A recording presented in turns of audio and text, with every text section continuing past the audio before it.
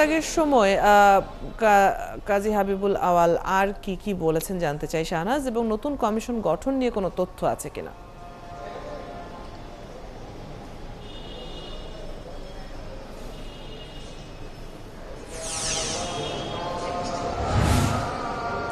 ধন্যবাদ অদিতি। যেটি বলছিলেন যে কাজী হাবিবুল আওয়াল ঠিক 12টায় সাংবাদিকদের সাথে মতবিনিময় নামে একটি অনুষ্ঠানে আসেন এবং সেখানে তিনি বক্তব্য রাখেন, লিখিত বক্তব্য। সেই বক্তব্যের পরে তিনি আসলে কোনো প্রশ্ন নেননি এবং দুইজন কমিশনার তার সাথে অনুপস্থিত ছিলেন, বাকিরা তার সাথে উপস্থিত ছিলেন এবং তিনি একটি লিখিত বক্তব্য পাঠ করেন এবং সেই লিখিত বক্তব্যে তিনি অনেকগুলো কথা বলেছেন। দুজন কমিশনার বেগম রাশিদা সুলতানা এবং মোহাম্মদ আনিসুর রহমান অনুপস্থিত ছিলেন। এই বক্তব্যের পরে তিনি তার লিখিত যে পদত্যাগপত্র তারা সচিবের কাছে দিয়ে ইতিমধ্যেই নির্বাচন কমিশন থেকে বেরিয়ে গেছেন। নির্বাচন কমিশনের অফিস থেকে শুধু একজন এখন পর্যন্ত বের হননি, ব্রিগেডিয়ার জেনারেল মোহাম্মদ আহসান হাবিব খান। তিনি ছাড়া বাকি প্রথমে প্রধান নির্বাচন কমিশনার এবং পরবর্তীতে অন্যান্য সদস্যরা বেরিয়ে যান, কিন্তু বেরিয়ে যাওয়ার পথে রাস্তায় উত্তেজিত ছাত্র জনতা নানা ধরনের স্লোগান দেয় তাদের বিরুদ্ধে এবং সকাল থেকেই আসলে নির্বাচন কমিশনের সামনেও বেশ কিছু মানুষ অবস্থান নিয়েছে। এই বিষয়ে নানান ধরনের স্লোগান এবং তাদেরকে কোনো কোনো ক্ষেত্রে জুতাও ছুঁড়ে মারা হয়।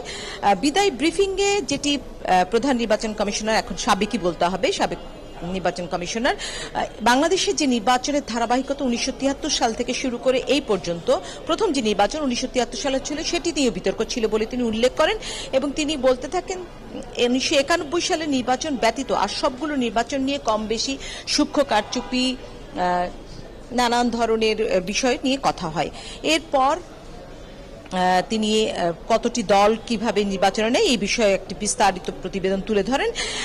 তারপরে তিনি আসলে নির্বাচনগুলো কেন বিতর্কিত হচ্ছে সে বিষয়ে তার মতামত দেন বা তার কমিশনের মতামত দেন। সেক্ষেত্রে তিনি নির্বাচন কমিশনকে এককভাবে দায়ী করতে রাজি নন। তিনি বলেন নির্বাচন কমিশন যদি সব সময় অসৎ এবং পক্ষপাত দুষ্ট হয়ে থাকে তবে সব নির্বাচনই কেন, এই নির্বাচন কমিশন ছাড়া সব নির্বাচন কমিশন নিয়ে কেন বিতর্ক হচ্ছে। এবং তিনি একটি উদাহরণ টানেন যে এখন পর্যন্ত বাংলাদেশের ইতিহাসে নির্বাচন নিরপেক্ষ না হওয়ার অভিযোগ নিয়ে কোনো নির্বাচন কমিশন আজ পর্যন্ত পদত্যাগ করেনি। তিনি বেশ কিছু প্রস্তাবনাও রাখেন। তিনি বলেন যে নির্বাচন কমিশনের পুনর্বিন্যাসের মাধ্যমেই শুধুমাত্র অবাধ, নিরপেক্ষ এবং কালো টাকা পেশি শক্তি বিবর্জিত নির্বাচন করা যাবে না। নির্বাচন পদ্ধতিতে তিনি বলেন যে দুর্ভেদ্য মৌলিক সংস্কার প্রয়োজন। একই সাথে তিনি রাজনৈতিক সংস্কৃতি, আচরণ এবং বিশেষত প্রার্থীদের আচরণের পরিবর্তনের প্রয়োজনীয়তা বারবার উপস্থাপন করেন এখানে। এবং মূলত এবং এইবারের যে নির্বাচন 2024-এর যে নির্বাচন তার অধীনে হয়েছে সেটা নিয়ে তিনি একটি লাইনে বলেন একদলীয় হওয়ার কারণে কারচুপি বা সরকারিভাবে প্রভাবিত করার প্রয়োজন ছিল না। দলের ভেতরে নির্বাচন হয়েছে, মধ্যে হয়নি, উইদিন হয়েছে, নট বিটুইন। এই কথাটি তিনি উল্লেখ করেন।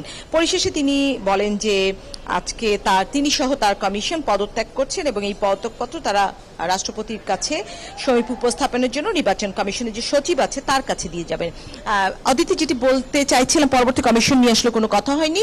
আপনি দেখতে পাচ্ছেন যে নির্বাচন কমিশনে আজকে আসলে আইন শৃঙ্খলা বাহিনী এবং সদস্য বাড়ানো হয়েছে, নিরাপত্তাও বাড়ানো হয়েছে এবং একই সাথে সকাল থেকেই আসলে বাইরে বেশ কিছু জনতা, ছাত্র জনতা ব্যানারেই তারা অবস্থান করছিলেন পদত্যাগের দাবিতে গতকাল থেকে